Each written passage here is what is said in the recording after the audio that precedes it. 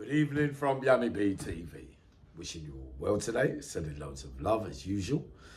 Before I start this video today, I'd like to pay my deepest respects and sending loads of love and regards to Steve Rafe's mother, who's suffering in hospital at the moment with chemotherapy. I was meant to have a chat with Steve today by way of video to discuss an up-and-coming podcast between me and him on my channel. I did one with him a couple of years ago on his channel. So it'd be interesting to see what's happened in both of our lives in the last 2 years. And to brighten them up a little bit yesterday, at least they got a 1-0 win, Newcastle, my team Leeds at Ellen Road. What an atmosphere though. Some of the both great supported teams all over win, lose or draw, they sing to the bitter end. We can testify to that, Newcastle and Leeds fans. It's well-known facts. Anyway. So yes, Steve, I look forward to hearing from you very soon. Also, a follower of mine, Andy Longer, friend of mine as well, sent me a video last night, if that's how you pronounce your name, Andy, because you'll probably be in the comments later. And also to remind you that the comments on my YouTube thing at the moment are going really slow. The data's going round, like some of the messages are not even getting through. It says comment can't be found, or like, you get the notification of a comment coming through, but the other bit that goes underneath it doesn't seem to be working. So I've got a message saying the data is a bit behind at the moment, or blah blah, or somebody's messed up my thing, or or something else that I don't know about has happened. Maybe some of you might be able to clue me up on it a little bit. But if you notice anything, please let me know. So Andy, late last night, right, sent me a video, and it was of a young offender, a young kid. It's got to be probably 21. I don't know if he was under 21. It looked like he was in a local jail in London, right? So he's in a cell with another guy, about 6'4", built like a tank. The guy that is talking is allegedly, it sounds like it, is doing life for murder. If he isn't, he will be by the time that anyone gets their hands on that video, because he all but confessed on it. And if they ever needed more evidence to go with what they've got it sealed and delivered by his own mouth, right? So anyway, this guy who's meant to be doing life or not doing life is belittling the guy that's in the cell with him. So even though the guy looks bigger than him and stronger, for some reason he was allowing the other guy, or being fearful or scared of him, or just scared of his reputation already. Remember, apparently he's killed his friend. So how they got into the cell together to be banged up late at night is like, I'm trying to do the maths and I can't work out how it could be done. So he's making him call himself all the names under the sun. His family, calling him all derogatory, making him call him own self derogatory as a disrespect, so that other members from rival gangs can see what he's doing to him and while he's locked up with him. And, the shame of it for the other guy, even though I look at things different these days, different to the ways that I used to. The other guy looks absolutely terrified, and he's agreeing with everything he's saying. And basically, it's calling him, saying, you're a this, you're a that, aren't you? Tell everybody you are, blah, blah, blah, blah, blah. So as well as that, before the video finished, it looked like he was going to get seriously harmed. I don't know if he did or not, because obviously the perpetrator was smart enough not to do that bit on camera. Don't know if he did. I can't find the video today. Andy may still have it.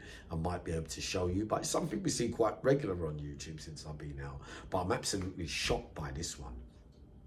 Now, he's sending out messages to his gang. Old gang, he's away forever now. He's not out there participating in gang culture and violence and things that go on out here these days. And he's sending a message out basically saying, I'm still representing us. I'm still living the dream. I'm still the greatest. I'm still going on with my thing, whether I'm lifed off or not. I'm still not scared. Whatever way you want to put it, he's acting like that, right? He's acting like he might even commit another murder. So he looks really, really dangerous and serious. So whatever way you look at it, for you lot that think it's safe to go to prison, from what you've heard or from what you know or from what other videos you've seen, you are definitely not safe. Now, I'm doing the maths in my head and I'm trying to work out how they could have got banged up together. Because one, in the old days, as a lifer, you couldn't bang up with anyone in a double cell. It's not, especially if you just got the life sentence.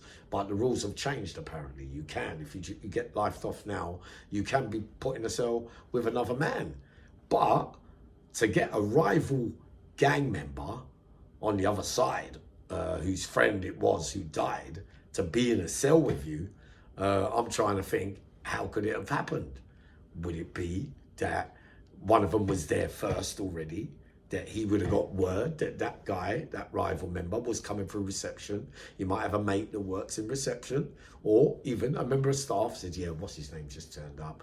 Right, I want him put over with me. You lot try and wrangle it so he gets located near me, kind of thing. So that is a possibility. I don't know if it's fact, right? Or they don't know each other, but well, that's what I can't understand. Because if it's your friend that's been murdered and you're on a wing, you've got to know of heard, because this guy looks boisterous and outgoing and, you know, probably a chap on the wing, if you like, and you would be able to spot him a mile away. You'd be able to hear his name. That's my man. Oh, he's the one that killed my friend. So you'd be watching, but would you stay on the wing with him, or, you know, would you live up to your reputation that you've got in your gang and make a move on him yourself? Can't see it possible. So the only thing that I can think of is that one of them has been brought over, and one of the cells are double cells, and only one person is in there at the time, and he's got him in there. So, or unless they made an agreement to bang up together and have it. But they couldn't have, because he was getting him to say derogatory things about himself and his family, and calling him, you know, saying to him, you say this, you are this, aren't you? Say this in front of the camera, you're a pussy, you're this, you're that, aren't you? Yeah, I am. So obviously the other guy's terrified of him. So he must have a serious reputation, or we must be scared that he might be his next victim. Either way, you know, and by the time the video is finished as well, you're thinking, well, I feel sorry for you, because whatever way this geezer's done the video, he hasn't done the violence that he says he's going to do to him, or allegedly going to do to him, because it looked like he was going to harm him, but he didn't do it on camera. So I was worried for the other fella, just in case, you know, once the camera's off, you know, what's going to happen to him, you know? And is it possible that he could have been on the wing and not known that he was there, the guy that killed his friend, which if he's that scared of him, he would have been running a country mile.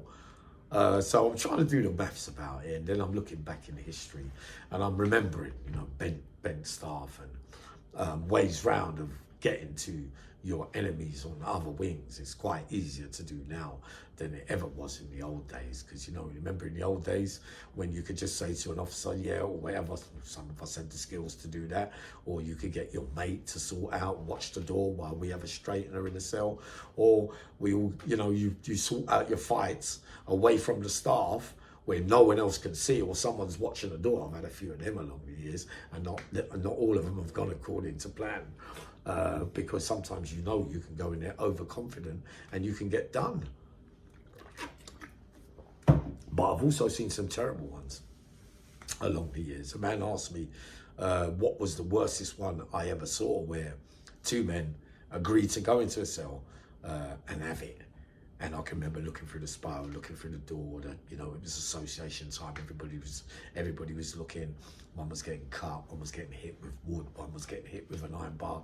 Everything, all the cell was tipped upside down. There was blood all over the walls and everything.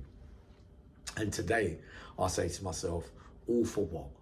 Because probably most of the time, the arguments that take place in prison are not really worthy of someone dying. Not that anything's worthy of somebody being killed or whatever, but, you know, for all them scars you're going to get and really serious injuries to yourself, you're going to probably have them forever if you've been in serious rows like that, with the scars and the stitches and whatnot. And you're going to think to yourself, you went through all that, and to live with all that later on in life, you're going to look back and look in that mirror and think, and I got that. just for that. But that's what I was thinking. I've seen some over the years, some real man-on-man straighteners, and you know, it doesn't always go according to plan, because there was one I remembered. So you got a little guy as well, he's from East London, right? He says to me, he comes in the morning, there's about 4 of us, he calls us into the cell, and there's another big tall guy. He's had an argument with him the night before, and he says, this guy, yeah, he's been bullying me, but I want us all to go in there, and I want us to do him, and blah, blah, blah. Or he turned round and said to me, I don't want you lot to join in, I want to fight him.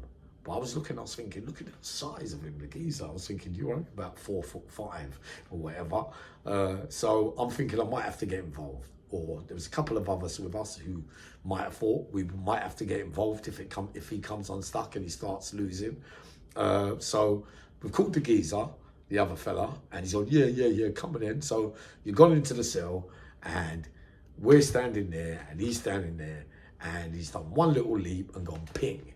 And the big tall geezer, about 6'4", just ended up on the petty, on the floor, getting a proper hiding, doof. And all the little guy kept saying was, don't let him get up, like that. And I remember I was in shock, because I was expecting him to have problems. This is when, early on in my career, in my criminal career, sadly, that I realised that, you know, size don't matter sometimes, because the jaw's got nerves in it, and if you get hit in the right place at the right time, you are going over.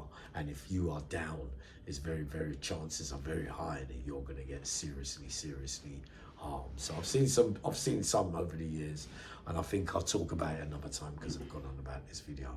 But what do we really think about the youth of today coming up live and showing all the stuff they're doing in jail, and then wanting to call people's names, saying, oh, it's because of him, and he told him, and he told him. It was you that told everybody everything, because you was on camera doing it. You see what I mean? These are where you know the morals, the rules. It's a different game now completely. So sad sight, I'm afraid, to report on that one there.